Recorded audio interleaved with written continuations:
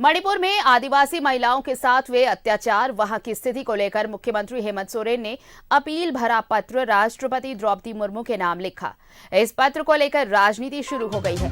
BJP के राष्ट्रीय उपाध्यक्ष और राज्य के पूर्व सीएम रघुवर दास ने इस पत्र को लेकर सीएम हेमंत सोरेन पर निशाना साधा है। पूर्व मुख्यमंत्री रघुवर दास ने सीएम हेमंत सोरेन से राज्य की आदिवासी लड़कियों पर हुए अत्याचार को भी याद दिलाया। उन्होंने कहा कि जब राज्य में आदिवासी लड़कियों के साथ रेप हुए, उन सब पर सीएम इतने चुप क्यों।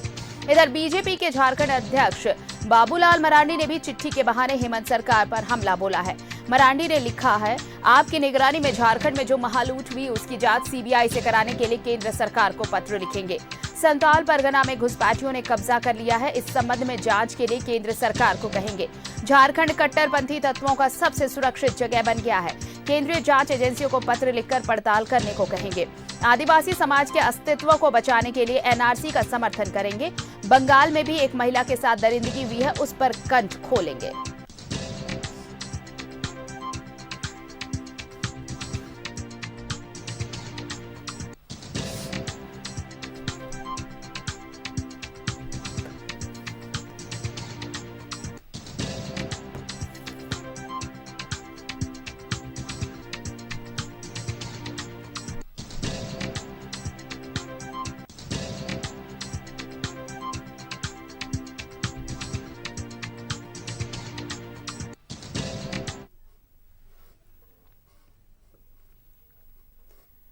और सहयोगी दीपक हमारे साथ जुड़ रहे हैं, सीधे उनका रुख कर लेते हैं। दीपक, देखिए, मणिपुर में जो शर्मनाक वारदात हुई, उसके बाद बंगाल में भी मामला सामने आया, लेकिन इन सब के बीच देखिए अब चिट्ठी की सियासत शुरू हो गई है।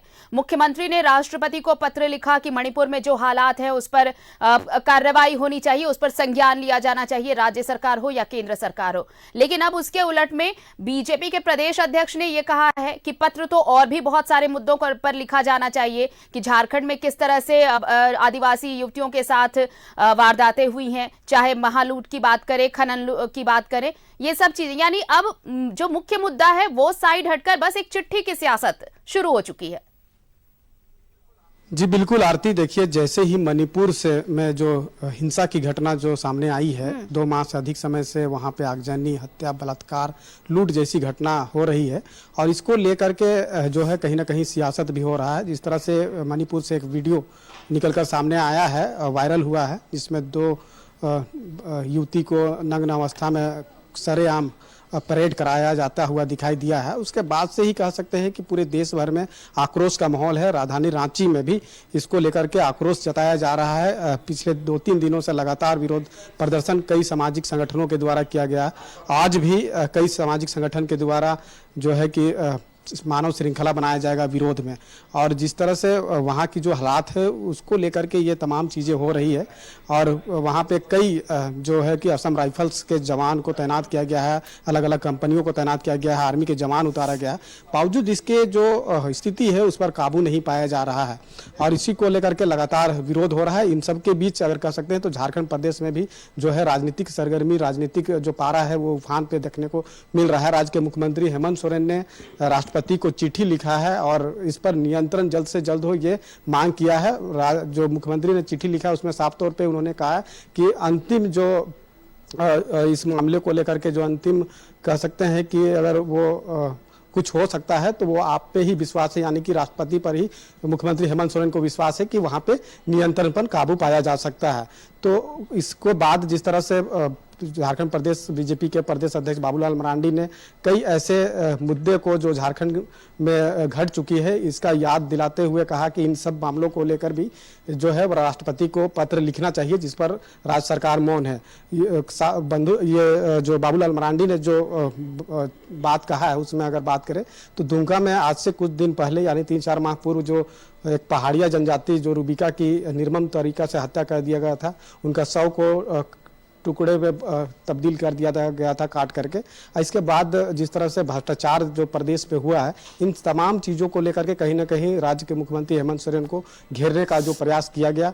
कुछ दिन पहले पूर्व मुख्यमंत्री रघुवर दास का भी एक बयान सामने आया था कि झारखंड प्रदेश में जिस तरह से ये लूट घसोट मचा हुआ है, यहाँ की आदिवासी बच्चियां सुरक्षित नहीं है, इस पर जो है वो बात कभी भी राज्य सरकार या हेमंत सोरेन नहीं करती है। और जब मणिपुर में जब एक मामला सामने आया है जो पूरे देश को शर्मसार कर रहा है, इस पर वहाँ की मणिपुर सरकार और केंद्र सरकार भी लगातार प्रयासरत है कि वहाँ स्थिति काबू में आए।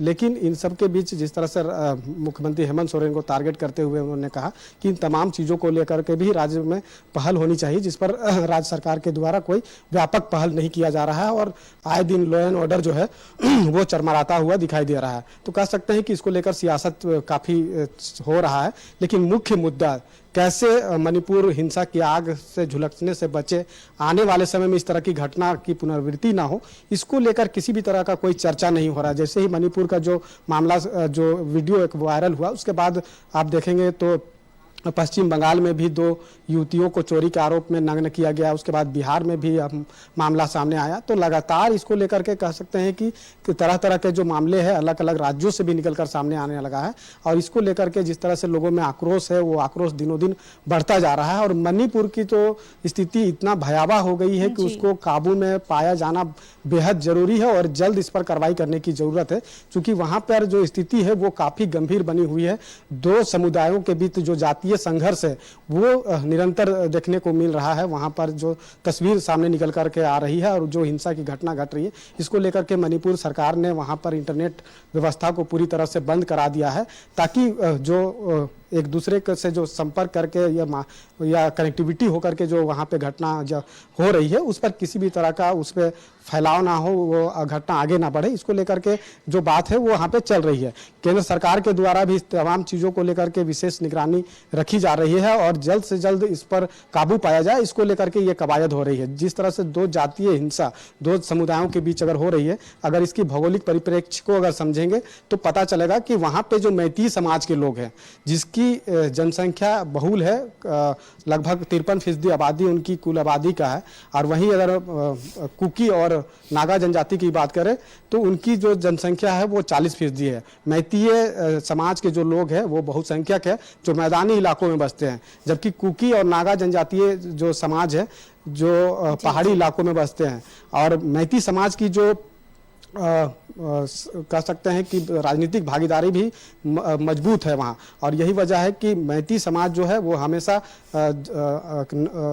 कुकी यानी कि जनजाति में शामिल होने की जो मांग है वो लगातार करता रहा है, ताकि मैती समाज के लोग भी जो है वो कुकी जनजाति या फिर नागा जनजाति की जमीन की खरीद करके वहाँ बस सके। और इसी को लेकर के वहाँ पे जिस तरह से हिंसा का रूप ले लिया और एक विकराल रूप ले लिया है। लेकिन देखिए इन सब के बीच अब एक ये कवायद जरूर की जानी चाहिए। देखिए चिट्ठी की सियासत भले होती रहे, लेकिन जो वहां के हालात हैं उस पर सरकारों को, चाहे वो राज्य सरकार हो या केंद्र सरकार हो, फौरन संज्ञान लेकर हालात को बदलने की कोशिश जरूर की जानी चाहिए। और सियासत है कि अपनी जगह है, या फिर वो चिट्ठी की बात करे या आरोप प्रत्यारोप की करे। बहरहाल शुक्रिया तमाम बातचीत के लिए आपका दीपक, तमाम जानकारी के लिए भी।